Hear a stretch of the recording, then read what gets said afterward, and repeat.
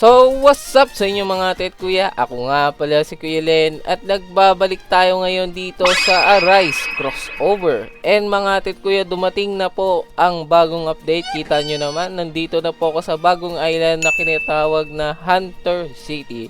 So, huwag kayong mag-alala, tatalakayin po natin isa-isa lahat po ng bago ngayon. Kasi yung sa logs, hindi po kasi kompleto yan.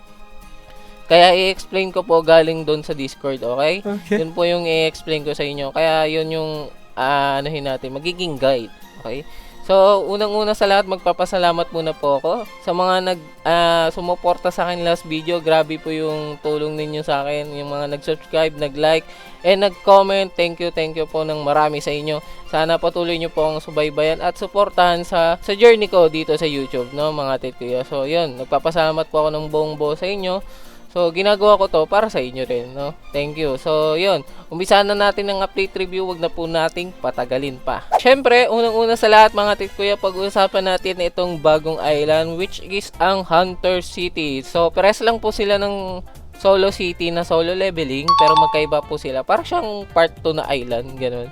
So, meron lang mga confirmation dito. Hindi ko po alam kung nag-i-spawn dito yung statue kasi pares silang solo leveling. Hindi ko po alam. Wala po ako nakitang confirmation about doon.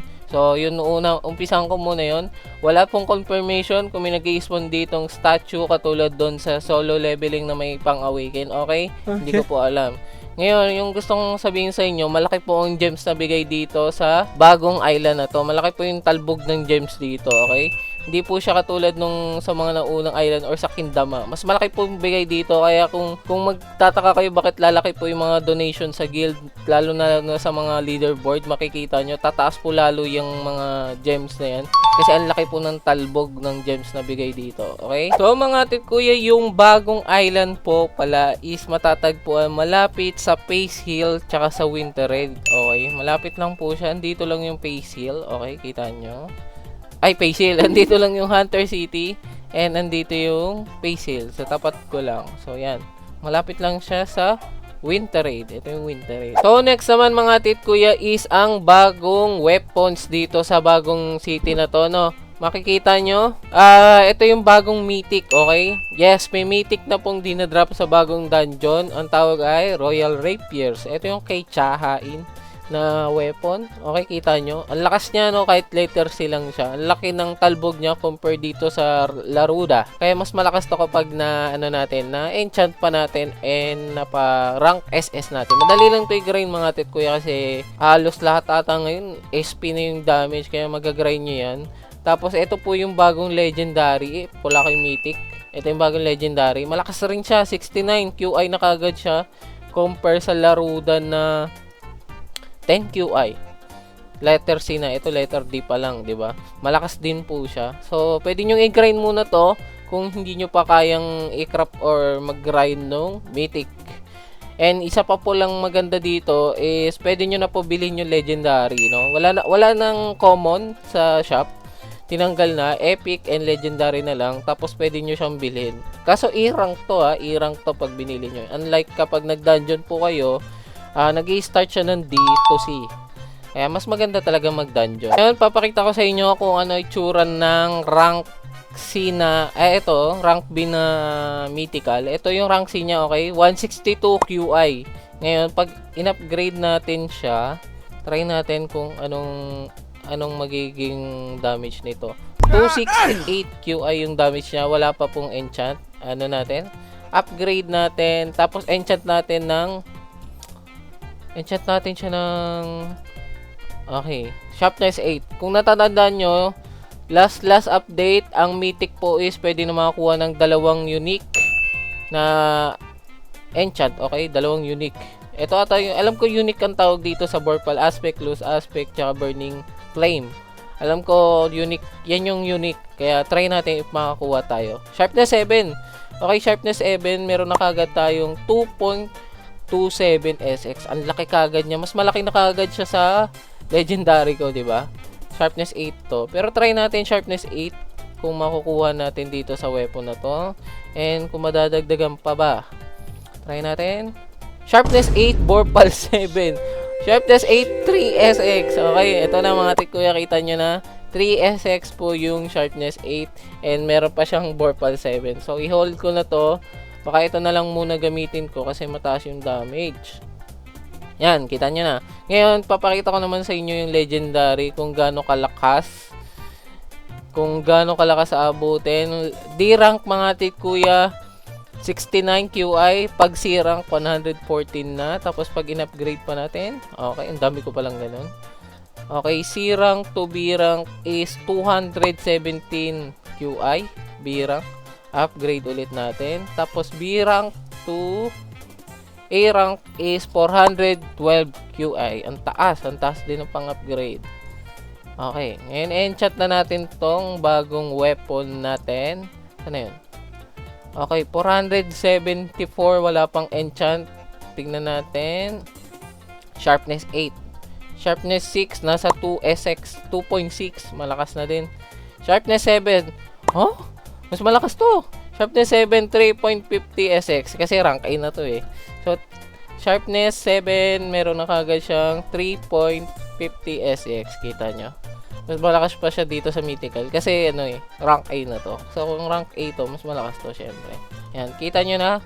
Para may idea kayo kung ano yung damage niya. Damage nung bagong mga weapon kapag pinarank up nyo. Ito, rank C, 131. Rank B, 249. Rank A, 3.5.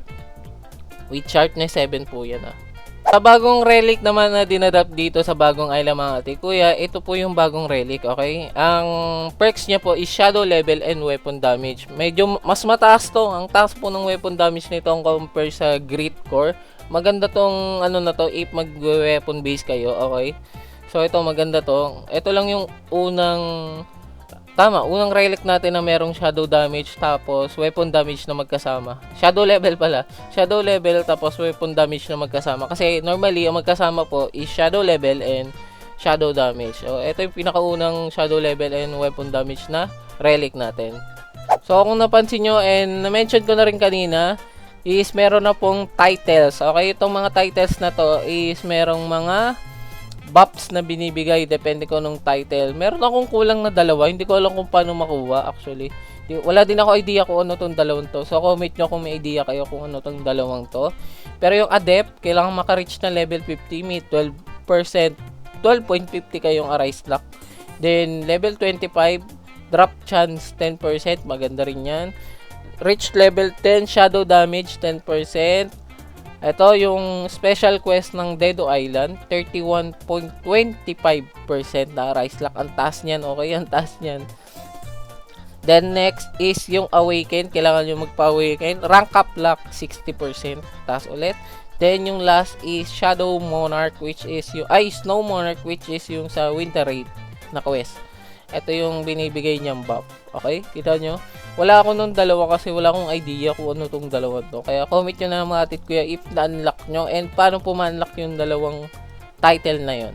Next naman mga atit kuya is another changes within the raids. No? Binago na naman po nila yung raids. Nagbago na naman po ng timer specifically. Binago po nila yung raid time. Okay, papakita ko sa inyo sa screen. So, makikita nyo, every Monday to Thursday, nag-i-spawn po siya every 30 minutes within that hour. Okay, every hour, every 30 minutes within that hour, meron po mag-i-spawn na winter raid. Then, pagdating naman po ng Friday to Sunday, 2 times. Okay, 2 times na siya nag-i-spawn every hour. So, mas madali na pong makakompleto yung quest ninyo kung meron pa rin kayo yung special quest kasi yung akin tapos na kung meron pa rin kayo matatapos nyo kagad yun para makuha tong Shadow Monarch na Winter Raid quest and yung sa Ant, okay, sa Ant King. Ganyan din po yung sa Dedo Island, ganito na rin po papakita ko sa inyo. So sa Dedo Raid naman mga atit kuya, pares lang po sa Winter Raid. Every Friday to Sunday may 2 spawn rate na din po siya. Okay, may 2 spawn. Okay, every 15 to 45 minutes within that hour. Okay, so hindi na rin kayo mahirapan dito if kailangan nyo mag-quest or kailangan nyo mag-farm lang. Kunyari ng relics, katulad ng Hive Plate. Kasi maganda po yung Hive Plate dito. Yan, so mapafarm nyo na po yan ng madamihan and mabilisan. So, next naman mga tit kuya is bagong changes po sa Infernal. Okay, nagkaroon po ng bagong checkpoint. Every 10th floor na po may checkpoint. Kita ninyo, ang dami ng checkpoint. And nagkaroon po ng mga adjustment sa mga boss and NPC within dito sa Infernal. Papakita ko na lang sa inyo kasi para hindi kayo mahirapan. So, na-move po yung mga mahihinang units and yung mahihinang boss na adjust. Nalipat lang sila ng mga pwesto. And yung iba is hindi lang po nag-i-spawn within certain floors. Okay? Kasi minsan nag-i-spawn pa rin yung mga mahihinang boss sa mga matataas na floor. And ang pangit naman nun kapag nag-grind ka po ng shadow. So mga ati kuya, may bago po palang tinanggal na restriction dito sa pag shadow upgrade sa G-Rank. Okay, lahat po ng SSS pwede na po yung common. Okay, pwede na yung mga common, pwede nyo na silang gawing G-Rank kasi bawal dati. Kung natandaan nyo dati po, legendary lang po ang pwede. Ngayon pwede na po yung mga common na gawing G-Rank, pero wala namang point para gawing G-Rank yan, di ba? Kasi hindi naman sila malalakas. Then yung sa N, mythic pa rin. Okay, mythic pa rin yung mga pwedeng gawing N rank. Okay, mythic lang. Then sa N+, si Monarch pa lang din yung nag-iisang N+. Hindi po siya naka-crop, na-arise lang po siya. Okay, arise lang. Hindi po pwede i-crop ang N+. Another na dagdag ngayong update is bagong levels. Okay, ang max na po is 225. Ngayon ay level 170 na ako. Actually, malapit na ako mag 225 kung mag-grind lang ako. So, baka feeling ko kaya yung ma-max tatlo dito, okay? Ang sa akin kasi, Shadow Power, Shadow Agility, tsaka Shadow Reach yung balak ko i-max. So, pag nag 225 kayo, siguro, mamamax nyo tong tatlo or kung anong choice nyo man i-max. Pwedeng weapon, Shadow, tapos Shadow Agility. Kayo nang bahala kung ano sa inyo. Ito kasi yung sa akin kasi nakapokus po ako sa Shadow. So, bago magtapos ang video natin mga tit kuya, magki-claim lang po tayo ng mga bagong code. So, may dalawa pong bagong code ngayon. Yung isa is super code and yung isa is normal code. Ito yung super code mga tit kuya. Yan, 1.m likes. So, madami yan. Papakita ko sa screen kung ano yung mga kuha nyo pag claim nyo to. Ayan. Okay, claim na natin mga tit kuya. Yan, na-claim na po natin. And ito yung isa sa mga bagong dinagdag nila, which is yung bagong mount. Ang bilis, Moon Gecko. So, ito yung bagong Moon Gecko. Hybrid na Moon Gecko. Kailangan ata tanggalin ko yung ground. Okay? 200 speed. Bakit hindi pwede? Akala ko ba pwede siya? Sabi kasi sa hybrid siya. Bakit po kapag inaano ko? Ang angas niya pag lumalangoy. Ang angas niya. Ang angas niya. Pero sabi kasi dun sa sa update logs, siya? Hybrid. Pwede siya sa lupa. Bakit hindi naman na sa lupa? Kailangan ko ata talon tayo dito. Kailangan ko ata tumalon. Okay, pwede siya sa lupa pero kailangan umpisa ka dito sa bawal yung salan. Bawal ka mag-spawn dito, kailangan sa tubig ka mag-i-spawn tapos saka mo siya Pero ang bagal niya, parang bagal niya sa lupa, Ang bagal niya sa lupa compare sa tubig, Parang di siya hybrid. Akto lang, ang bagal niya sa lupa, parang di siya mabilis. Tapos yung isa pang hybrid mga tit kuya is nakukuha po sa AFK rewards. Okay. Tapos ito naman yung isa pang bagong code mga tit kuya. Ito is bago lang to. Kasi nung nag-shutdown kanina, sorry for shot. So hindi sinabi ko ano yung reward nito. Pero feeling ko okay, tickets and bush. Ay, meron palang meron palang libreng tawag dito, relic sa sa code. Ngayon ko lang napansin, may libre palang relic sa bagong code. Hindi siya ganun kalakas, pero ang dami niyang effects, kita nyo. Ang dami niyang effects, para siyang all around na tawag dito, na relic. So maganda to sa mga beginners, kung bago lang kayo, i-claim nyo na yung magandang code, yung 1.m likes para meron kagad ko yung SS tier na relic.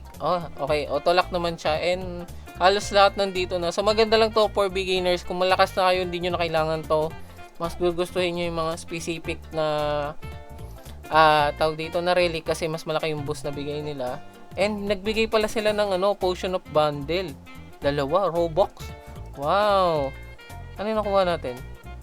Tigi-isa ata. Tama, binibigyan tayo tigi-isa ng bawat potion sa potion of bundle. So, ang ganda nun. So, thank you very much mga devs. Ang babait nyo talaga. So, hanggang dito na lang muna tayo mga tet kuya, no?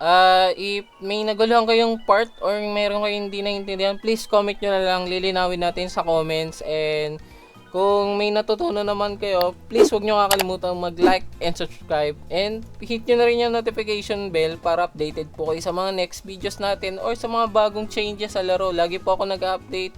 Kaya, maanohan nyo kagad if may bagong pangyayari dito sa Arise Crossover. So, lastly, yung sa guild nga pala mga tit kuya, mag-ano na po kami. M+ and 2SX requirements na po kami daily. Magbabago na po kami kasi ang taas po ng gems na binibigay dito sa bagong island. Mandali lang po i-grind eh. Kaya magtataas po kami ng sobra-sobra ngayon kasi hindi ko in-expect na ganun kalaki yung gems na ibibigay ng mga bagong NPC dito. Malalaman nyo yun, makikita nyo dun sa ibang guild din, mataas na rin yung requirements nila kasi ang taas po ng bigay ng gems dito. So hanggang dito na lang ako mga tit kuya. Sana nag-enjoy kayo, may natutunan naman kayo kahit pa paano, no? So comment na lang kayo kung ano yung mga thoughts nyo about sa update ngayon. Nagandaan ba kayo? Nagustuhan nyo ba yung mga bago? Hindi siya ganun kalaki, pero magkakaroon siguro tayo ng midweek ulit kasi hindi masyadong malaki yung update ngayon eh. Kaya expect ko magkakaroon ng midweek. So comment nyo na lang sa baba lahat ng mga thoughts nyo or ideas nyo. And hanggang dito na lang ako mga tit kuya. Ingat kayo palagi and God bless po sa inyo. Paalam!